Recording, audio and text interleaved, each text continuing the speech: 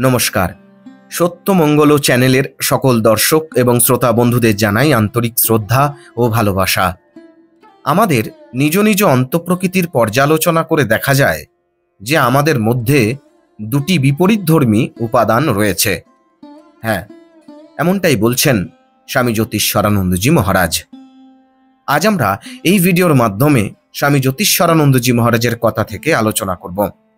মহারাজ বলছেন, দেবতা বা অসুর দেখতে আমাদের বাইরে যেতে হবে না, তারা সব আমাদের ভেতরেই বাস করে। ভারতে প্রাচীন ঋষিরা যেমন অধ্যাত্ম তত্ত্ববিদ ছিলেন, তেমনি মনস্তত্ত্ববিদও ছিলেন, এবং তারা এ তত্ত্ব উপনিষদের বহু আখ্যানের মাধ্যমে প্রকাশ করেছিলেন।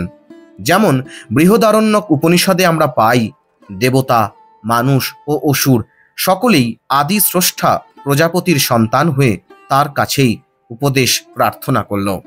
তাদের প্রত্যেকেরই কাছেই তার উপদেশ হলো একটি মাত্র পদ, দ। দেবতারা বুঝল এর অর্থ দাম্মত বা তোমার ইন্দ্রিয় মন সংযত করো। মানুষরা বুঝল এর অর্থ দত্ত বা তোমার লোভ সংবরণ করো ও দান করো।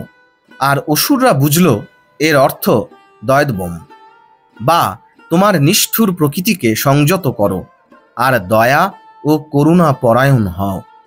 মহান মরমী সাধক ও অদ্বৈতবাদী দার্শনিক শঙ্কর এই আখ্যানের ভাষ্যে বলেছেন, মানুষ ছাড়া কোনো দেবতা বা অসুর নেই।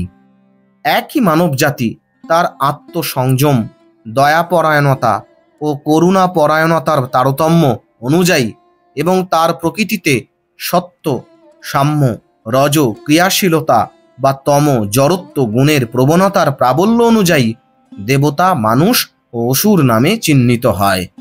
তাই উপদেশ একই হলেও নিজ নিজ স্বভাবের আধিপত্য অনুযায়ী শ্রোতাদের অর্থবোধ হয়েছিল তিনটি ভিন্ন ভিন্নভাবে।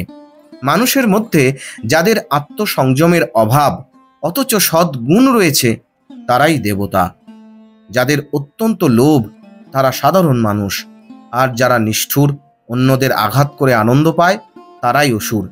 যে তিনটি শিক্ষার কথা বলা হয়েছে মানুষকে তার সবকটি অভ্যাস করতে হবে, কারণ দেবতা, মানুষ ও অসুর সবকটি আমাদের মানব প্রবৃত্তির মধ্যে বাস করে। আর সাম্যভাবের, সৎকর্ম সম্পাদনের ও লোভ নিষ্ঠুরতা দমনের মাত্রা অনুযায়ী আমাদের দেবতা, মানুষ বা অসুর আখ্যা দেওয়া যেতে পারে। উপনিষদের এক সুপরিচিত অংশে সুন্দর পক্ষ বিশিষ্ট দুটি পাখির কথা আছে। তারা সখা রূপে নিবিড়ভাবে ঐক্যবদ্ধ ও একই গাছে বাস করে। একটি পাখি অজ্ঞতার জন্য ভ্রান্ত হয়ে গাছের ফল আস্বাদ করছে, অন্যটি স্থির ও শান্ত হয়ে গাছের আগডালে বসে থাকে। ফলভোজী নিচের পাখিটি রজগুণের প্রেরণায় মানবিক বাসনা তৃপ্তির প্রতীক। ওপরের পাখিটি সত্যগুণে প্রভাবিত হয়ে নিচের ডালে যেসব ফল হয়েছে তা আস্বাদ করার জন্য কোনো আগ্রহ দেখায় না। যে পাখিটি চটপট ফল খেয়ে চলেছে আর তাতেও কোনো সময়ে সন্তোষ পাচ্ছে না, সে মাঝে মাঝে উপরের পাখিটির দিকে তাকিয়ে দেখে সেটি শান্ত আর যে কোনো মুহূর্তে উড়ে যাবার জন্য তৈরি। উপরের বন্ধুটির জন্য তার গভীর ভালোবাসায় সে তার কাছে যেতে চায় ও ধাপে ধাপে উপরে ওঠে। আরেকটি ফল দেখে থেমে যায়। অবশ্য শেষকালে উপরে ওঠার বাধাস্বরূপ তার সব বাসনা যখন ছুটে গেল আর সে ওপরের পাখিটির কাছে পৌঁছলো, তখন সে দেখল যে তারা দুটি বাস্তবে একই পাখি।